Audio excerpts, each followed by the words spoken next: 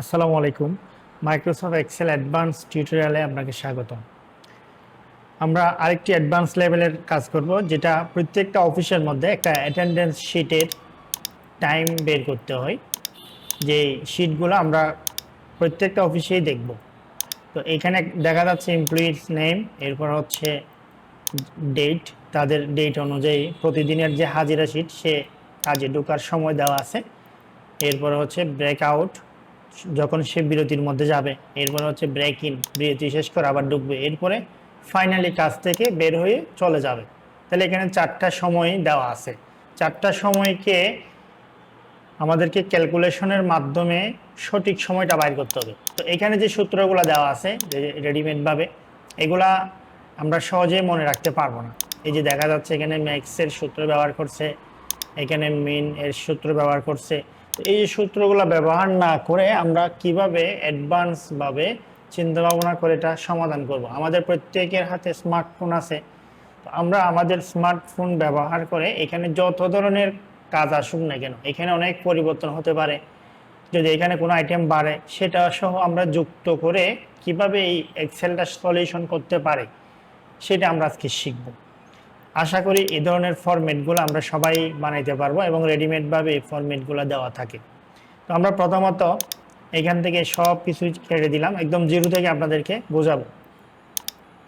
তো প্রথমে আমরা বের করব টোটাল হাউস, যে টোটাল কত সময় কাজ করছি, এবং রেগুলার যেটা আমাদের বাধ্যতামূলক ডিউটি, সেটার মধ্যে কত ঘন্টা কাজ করছি এবং কত ঘন্টা ঘাটতি আছে। এরপর হচ্ছে ওভার টাইম, আমরা 8 ঘন্টার বাইরে যে সময়টা কাজ করি সেটাকে ওভার টাইম হিসেবে ধরা হয়।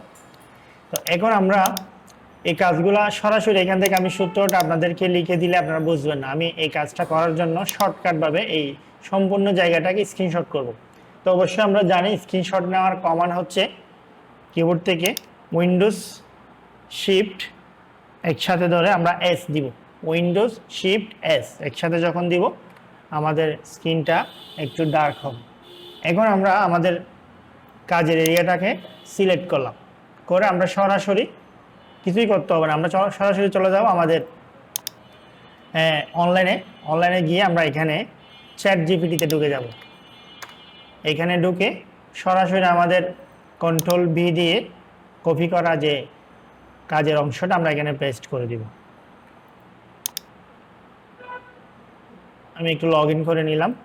হ্যাঁ, সরাসরি আমি পেস্ট করে দিলাম। এই যে আমার লেখা স্ক্রিনশটটা পেস্ট হয়ে গেল। তো এখানে আমাদের যে জিনিসটা বোঝাই দিতে হবে, হ্যাঁ একটু আরেকবার দিই। আচ্ছা, আমরা জিনিসটা, হ্যাঁ আবার দিলাম কন্ট্রোল ভি দিয়ে। আর একটু জিনিসটা দেখে আসি। এই যে এখানে এই ঘরটাতে আমাদের টোটাল হাউস বের করতে হবে। আমরা জানি এখানে এই ঘরটার নাম হচ্ছে কি, এফ কলামের 7 নাম্বার রো। তাহলে এটার নাম হচ্ছে F7। আমরা F7-এ বের করতে হবে টোটাল হাউস, এবং রেগুলার হাউস হচ্ছে যে G7-এ, এবং ওভারটাইম বের করতে হবে H7-এ। তো আমরা প্রথমত লিখে দিলাম F7-এ টোটাল হাউসটা বের করে দাও। আচ্ছা, আমরা একসাথে সব লিখে দেব। এখানে যেহেতু আমরা প্রুফটা দিয়ে দিয়েছি কিসের কাজ, এক্সেলের কাজ, সেজন্য আমি আর কোনো কিছু লিখতেছি না। সরাসরি আমি লিখে দিচ্ছি এখানে F7 থেকে F7-এ টোটাল হাউস, এরপরে কমা দিয়ে G7, F7-এর পর হচ্ছে G7-এ আমাদের রেগুলার হাউস,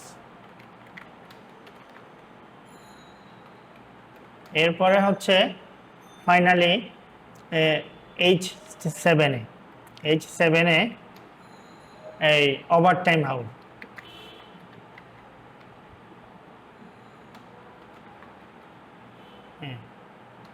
বের করে দাও, আমি একেবারে বাংলায় লিখতেছি, বাংলিশভাবে।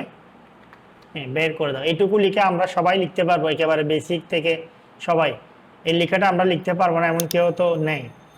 তাহলে এই শর্টকাটভাবে F7-এ টোটাল হাউস, G7-এ রেগুলার হাউস, H7-এ ওভারটাইম। এর পাশাপাশি যদি আরও কোনো কিছু বের করতে হয়, সেটাও আমরা এভাবে উল্লেখ করে দিতে পারবো। যেহেতু আমাদের একটা রেফারেন্স ইমেজ এখান থেকে স্ক্রিনশট করে দিলাম। এখন আমরা যাই, এই কাজগুলো করার পর আমরা এখান থেকে সরাসরি এন্টার দিব। এখন এটাকে অ্যানালাইসিস করে আমাদেরকে বের করে দিবে। প্রথমত এই যে F7 টোটাল হাউসটা বের করার জন্য এখানে আমরা সরাসরি এসে যদি এই ফর্মুলাটা এখান থেকে কপি করে নিই, এই যে এটা কপি করার জন্য এদিকে একটা অপশন দেওয়া আছে, আমরা কপি করলাম। এরপর আমরা এক্সেলে চলে গেলাম, এক্সেলে গিয়ে এখানে এসে পেস্ট করে দিলাম। তাহলে একটা জিনিস আমরা এখানে এটা পেস্ট করে দেওয়ার পরে অনেক সময় দেখবো যে AMPM একটা অপশন থাকবে। তো আমার এখানে না আসার কারণ হচ্ছে আমরা এখান থেকে টাইম সেট করে দেওয়া আছে। তো এখানে AMPM যদি চলে আসে, আমাদের এখানে যেহেতু লাগবে ঘন্টা এবং মিনিট, তাহলে আমরা এখান থেকে এই যে টাইম অপশনে যাব, এখান থেকে অ্যাডভান্স যে মোর অপশন দেওয়া আছে আমরা মোর অপশনে ঢুকবো, এই যে টাইমে ঢুকবো, টাইমে ঢুকে সরাসরি হাউর্স এবং মিনিট আছে এরকম একটা ফরম্যাট আমরা করে দিব। এই জিনিসটা আবার এখানে বলে দিছে, এই যে এখানে আমি একটু দেখাই, এটা করার পর এখানে বলছে কি, এটা করার পর এখানে বলে দিছে যে দেখি বলছে কিনা, এই যে বলে দিছে এখানে যদি F7 এর টাইম ফরম্যাট হাওর এবং মিনিট থাকে তাহলে এটা সরাসরি এই যে টাইমটা দেখাবে। এখানে বলা আছে টাইম ফরম্যাট মানে যেটা আমি একটু আগে বোঝালাম যে এখান থেকে এক্সেলে জিনিসটা আমি বারবার রিপিট করতেছি, এই কাজটা যদি আমরা না করি এখানে উল্টাপাল্টা মনে হবে। এই যে আমরা এখানে ক্লিক করলাম, ক্লিক করার পরে টাইম থেকে মোর, এরপরে টাইম, এবার এখান থেকে আমরা এই যে ঘন্টা এবং মিনিটের যে অপশনটা আছে এটাকে সিলেক্ট করে দিলাম এইটুকু।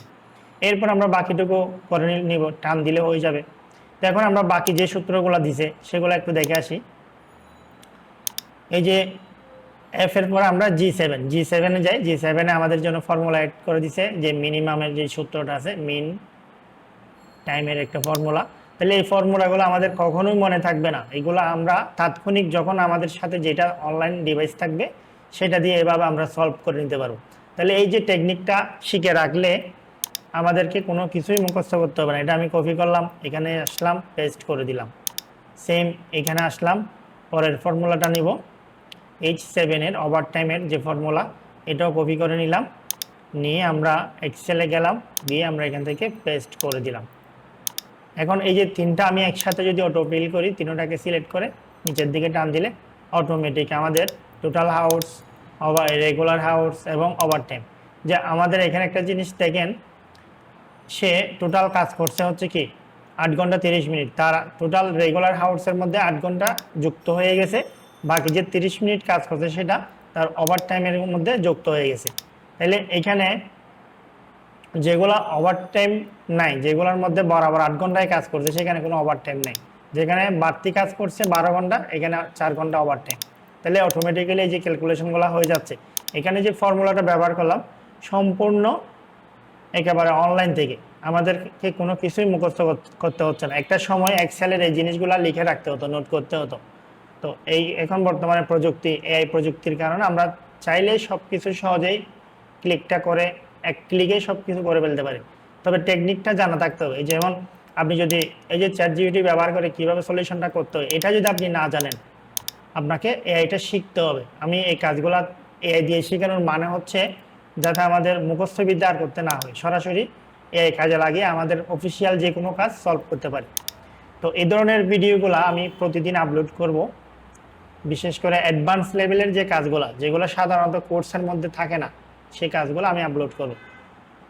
তো পছন্দ হলে, ভিডিও ভালো লাগলে চ্যানেলটা সাবস্ক্রাইব করে রাখতে পারেন এবং ভিডিওতে একটা কমেন্টস করবেন, লাইক দিবেন। ধন্যবাদ।